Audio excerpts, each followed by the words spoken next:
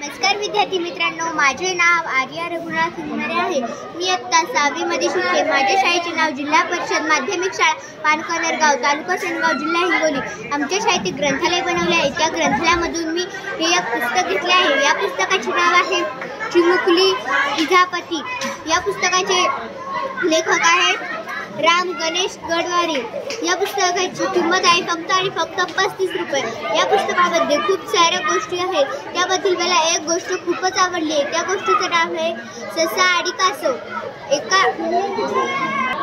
एक कासव हळूहळू त्याच्या घरी जाऊ लागले आणि तिकडूनच एक ससा येऊ लागला। तो ससा त्या कासवाला म्हणाला, आपण दोघे शर्यत लावायची का? मग ते कासव पण म्हणाला, हो आपण लावूया। मग ते ससा त्या कासवावर हसू लागला, मी तर तुझ्यापेक्षा खूपच जोराने पळतो। कासव खूप हळूहळू चालू लागले म्हणून ते ससा त्याच्यावर हसू लागला। मग ते ससा म्हणाला, आपण उद्या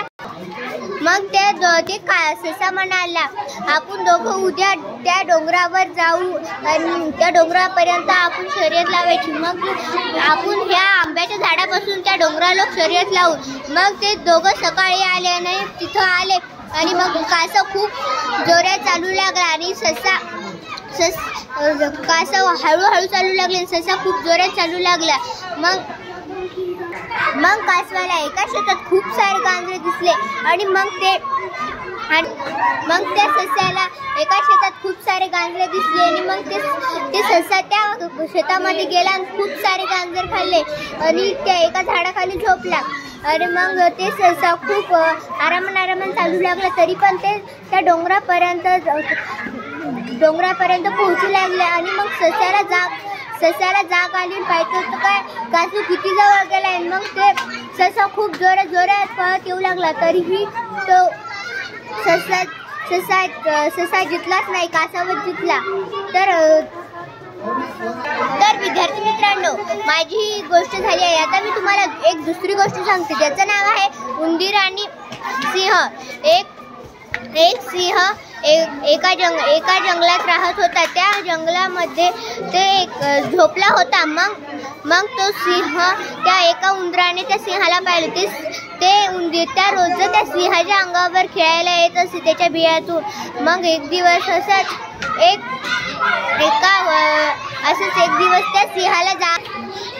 त्या सिंहाला जाग आली आणि पाहतोच काय ते उंदीर आपल्या अंगावर खेळतो। आणि मग ते सिंह म्हणाला, अरे तू तू माझी काय मदत करतोस? मी माझी झोपी जातो, तू काय मला करू शकणार नाही। मग त्या सिंहाला जाग आली। मग ते म्हणे, तू माझी काय मदत करू शकणार नाही, तू माझा शिकारी थोडी ना आहेस। मग ते उंदीर त्याच्या पाठीवर रोज खेळायला जाय त्याच्या बियातून। मग एक दिवस असंच एका शिकाराने त्या सिंहाला फसवायचा एक जाळ केलं एका जाळात। मग त्या सिंहासाठी एका शिकाऱ्याने ते जाळ तयार केलं होतं आणि मग त्या उंदराला ते आवाज येऊ लागला म्हणून उंदीर त्याच्या बियातून बाहेर आला आणि पाहतो काय त्या सिंहासाठी कोणतरी जाळ बिछवलं। आणि मग त्या सिंहाला त्या उंदराने उठवलं आणि म्हणाला, ते बघ तुला कोणीतरी फसवते, तुला कोणतरी जाळ्यामध्ये अटकवते। मग असं ते उंदीर म्हणाला। मग त्या सिंहाने त्याच्या दाताने उंदीर म्हणाला, मी तुझी मदत करतो, तू माझा राजा आहेस ना, तर मी तुझी मदत करतो असं म्हणाला तो। मग तो उंदीर म्हणाला, मी तुझी मदत करतो, तू माझा राजा आहेस ना। तर मग त्या उंदीरने का त्याच्या दाताने थोडं कापू लागलं, पण सिंहाने त्याच्या नखाने अलगीच सगळे जाळे काढून टाकले आणि मग त्या दोघांची खूप गट्टी जमली होती। ते दोघं खूप चांगले राहू लागले। मग ते दोघं खूप मस्त खेळू लागले। मग असंच एक दिवस ते दोघंही जंगलातून जाऊ लागले। मग एक साप त्या उंदराला पाहिले। ते साप त्या उंदराला खाणारच होता की त्या सिंहाने पाहिले आपल्या मित्राला, तर तो साप खातोय आपल्या उंदीरला, ते साप खातोय। मग त्या सिंहाने पाहिले, मग त्या सिंहाने त्या सापाला मारून टाकले।